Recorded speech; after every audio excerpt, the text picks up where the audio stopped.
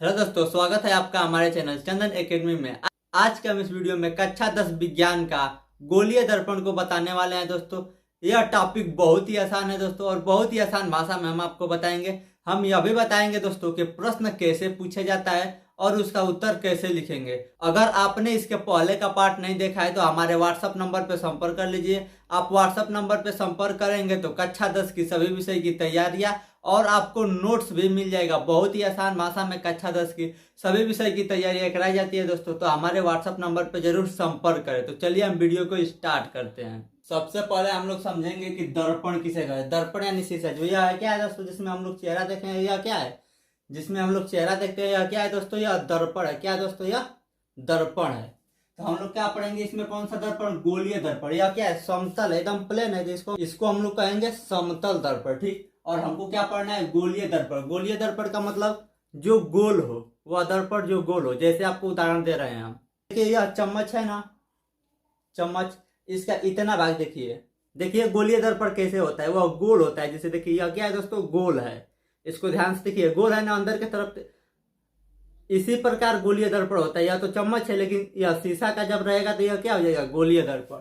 तो वह दर्पण जिसका परावर्तक पृष्ठ। देखिए परावर्तक पृष्ठ का मतलब क्या होता है, यह परावर्तक पृष्ठ है। क्या है दोस्तों, यह क्या है दोस्तों, यह परावर्तक पृष्ठ है। क्योंकि इसी से प्रकाश अगर यहाँ से जाएगा तो परावर्तन हो जाएगा। तो यह क्या है, परावर्तक पृष्ठ। और इसके बगल में रहता है पालिसीदार पृष्ठ। ठीक। तो परावर्तक पृष्ठ गोलीय हो, यानी जिसका यह है परावर्तक पृष्ठ, तो इसका परावर्तक पृष्ठ अगर गोलीय हो, क्या दोस्तों, गोलीय हो, उसे गोलीय दर्पण कहते हैं। ठीक। गोलीय दर्पण दो प्रकार के होता है। गोलीय दर्पण कितने प्रकार के, दो प्रकार के होता है। पहला अवतल दर्पण और दूसरा उत्तल दर्पण। अब हम लोग समझेंगे कि अवतल दर्पण और उत्तल दर्पण किसे कहते हैं। देखिए उत्तल दर्पण वह दर्पण जिसका परावर्तक पृष्ठ अंदर की ओर वक्रित होता है। देखिए दोस्तों, यह मान लेंगे हम लोग क्या है, दर्पण है। ठीक। तो इसका परावर्तक पृष्ठ यह देखिए अंदर के तरफ है ना। देखिए यह क्या है दोस्तों, अंदर, या धसा हुआ है, अंदर के तरफ वक्रित होता है। उसे हम लोग कहते हैं अवतल दर्पण। देखिए यह अंदर की होती है। इसको चित्र हम ऐसे बनाएंगे, जैसे यहाँ पे ऐसे देखिए हम चित्र बना दिए हैं। यानी यह क्या है, ऐसे है ना दोस्तों, ऐसे देखिए यह ऐसे हम लोग चित्र बना दिए हैं। ऐसे क्या हो गया, अवतल दर्पण। अवतल दर्पण क्या होता है, अंदर के तरफ वक्रित होता है। क्या दोस्तों, अंदर के तरफ वक्रित होता है, उसे अवतल दर्पण कहते हैं। और इसमें का क्या है दोस्तों, परावर्तक पृष्ठ या इधर का क्या है, परावर्तक पृष्ठ या इधर का, और इधर क्या है, पेंट किया गया है। जैसे देख लीजिए, जैसे यह शीशा है ना दोस्तों, तो यह क्या है, शीशा, यह परावर्तक पृष्ठ है इधर का। और इधर क्या किया गया है, पेंट किया गया है ना, इधर पॉलिश कर दिया जाता है। तो यही हम लाल से इधर पॉलिश कर दिया, यानी यह क्या है, इधर का परावर्तक पृष्ठ है। तो इसका परावर्तक पृष्ठ अंदर की ओर दबा हुआ है। ठीक। अब देखिए उत्तल दर्पण का परावर्तक पृष्ठ बाहर की ओर वक्रित होता है। क्या दोस्तों, बाहर। जैसे यह चम्मच है, तो ऐसे रहेगा तो यह क्या हो जाएगा, यह परावर्तक पृष्ठ है इसका। तब क्या होगा, अवतल दर्पण। लेकिन जब यह अपरावर्तक पृष्ठ है और इधर क्या कर दिया गया है, पेंट, यह क्या है, परावर्तक पृष्ठ। तो यह बाहर की ओर है। इसको हम लोग ऐसे बना देंगे, ऐसे है ना दोस्तों, ऐसे।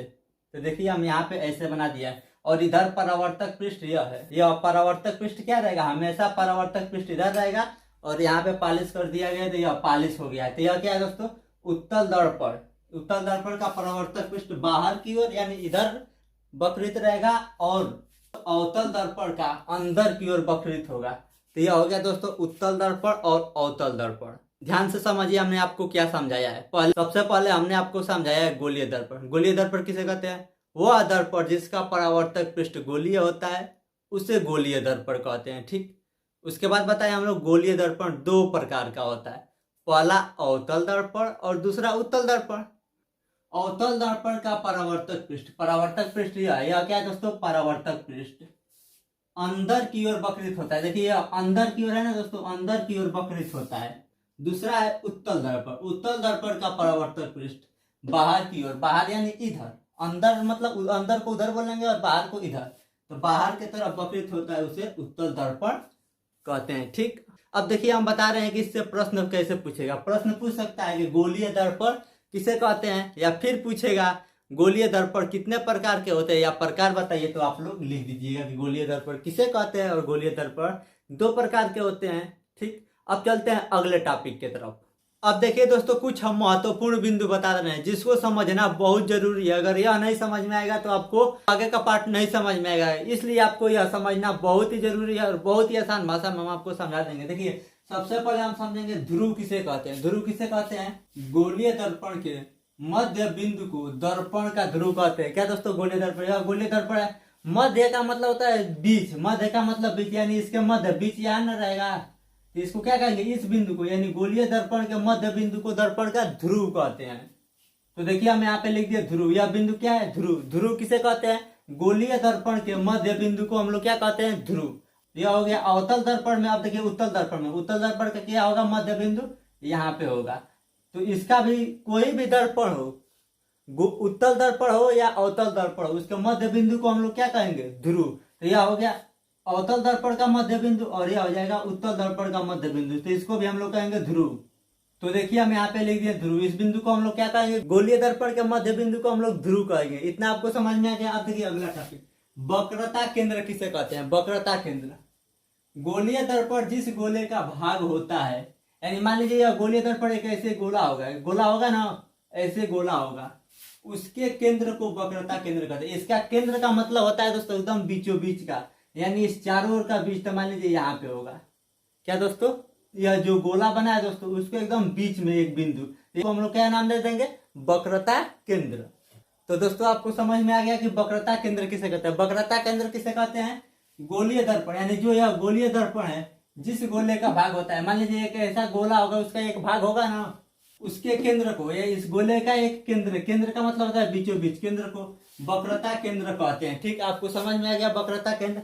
अब देखिए अवतल दर्पण में, उत्तल दर्पण में भी क्या हो जाएगा? ऐसे मान लीजिए कि ऐसे गोला है, तो इसके केंद्र को हम लोग क्या कह देंगे? वक्रता केंद्र। इस बिंदु को क्या कहेंगे? वक्रता केंद्र।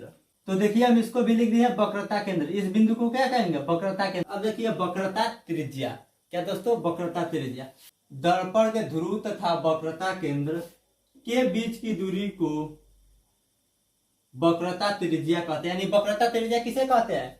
दर्पण के ध्रुव, दर्पण के ध्रुव तथा वक्रता केंद्र, यही ना है दर्पण का ध्रुव या वक्रता केंद्र, और इसके बीच की दूरी को हम लोग क्या कहते हैं दोस्तों? वक्रता त्रिज्या। यह क्या है दोस्तों? यहाँ से यहाँ तक वक्रता त्रिज्या। अब देखिए उत्तल दर्पण में, उत्तल दर्पण में यह है ध्रुव और यह है वक्रता केंद्र, तो इसके बीच की दूरी को हम लोग क्या कहेंगे? वक्रता त्रिज्या। तो यह क्या हो गया दोस्तों? वक्रता त्रिज्या। मुख्य अक्ष, दर्पण के ध्रुव तथा वक्रता केंद्र, यह हो गया दर्पण का ध्रुव और यह है वक्रता केंद्र से होकर जाने वाली रेखा को मुख्य अक्ष कहते हैं। यानी मुख्य अक्ष किसको कहते हैं? दर्पण के ध्रुव तथा वक्रता केंद्र से होकर जाने वाली सीधी रेखा को मुख्य अक्ष कहते हैं। यह क्या कहलाएगा दोस्तों? मुख्य अक्ष। मुख्य अक्ष, मुख्य अक्ष किसे कहते हैं? दर्पण के ध्रुव तथा वक्रता केंद्र से होकर जाने वाली सीधी रेखा को हम लोग मुख्य अक्ष कहते हैं। अब देखिए इसमें यह है दर्पण का ध्रुव और यह है वक्रता केंद्र से होकर जाने वाली सीधी रेखा को, देखिए यह है सीधी रेखा, तो इसको हम लोग क्या कहेंगे? मुख्य अक्ष। देखिए एक बार और आपको हम समझा रहे हैं, आपको हम बार बार क्यों समझा रहे हैं? क्योंकि आपको याद हो जाए, रटने की जरूरत नहीं पड़े दोस्तों। आप हमारा नोट्स देखें और इस एक बार वीडियो देखें तो आपको सब चीज समझ में आ जाए, इसलिए हम एक टॉपिक को बार बार बता रहे हैं। देखिए पहला है गोलीय दर्पण का ध्रुव। तो गोलीय दर्पण का ध्रुव किसे कहते हैं? दर्पण के मध्य बिंदु को गोलीय दर्पण का ध्रुव कहते हैं। यह गोलीय दर्पण का मध्य बिंदु है, इसको क्या कहेंगे? दर्पण का ध्रुव कहेंगे। उसके बाद है वक्रता केंद्र। तो वक्रता केंद्र, गोलीय दर्पण, यह गोलीय दर्पण जिस गोले का भाग, मान लीजिए यह एक गोला है, इसका एक क्या है? भाग है, इसका केंद्र, यह गोले का केंद्र होगा ना दोस्तों, तो इस गोले के केंद्र को हम लोग क्या कहते हैं? वक्रता केंद्र। यह हो गया वक्रता केंद्र। इसमें भी यह बिंदु हो जाएगा वक्रता केंद्र और यह हो जाएगा ध्रुव। और फिर आगे है वक्रता त्रिज्या। तो वक्रता त्रिज्या किसे कहते हैं? दर्पण के ध्रुव तथा वक्रता केंद्र के बीच की दूरी को, यानी यहाँ से यहाँ तक की दूरी को हम लोग क्या कहते हैं? वक्रता त्रिज्या। यहाँ पर भी दर्पण के ध्रुव तथा वक्रता केंद्र, यही ना है वक्रता केंद्र के बीच की दूरी को क्या कहते हैं? वक्रता त्रिज्या। अब अगला है दोस्तों मुख्य अक्ष। मुख्य अक्ष किसे कहते हैं? दर्पण के ध्रुव तथा वक्रता केंद्र से होकर जाने वाली जो यह सीधी रेखा है, इसको हम लोग क्या कहते हैं? मुख्य अक्ष। इसमें भी जो यह सीधी रेखा है उसको हम लोग क्या कहते हैं? मुख्य अक्ष। तो दोस्तों अगर आप चाहते हैं कि इसी तरह सभी विषय का वीडियो बने तो आप ज्यादा से ज्यादा लाइक करिए। जितना ज्यादा लाइक करेंगे, जितना ज्यादा शेयर करेंगे, उतना ही अच्छा वीडियो आपको मिलता रहेगा। और अभी तक आपने हमारे व्हाट्सएप नंबर पर नहीं संपर्क किया है तो संपर्क कर लीजिए।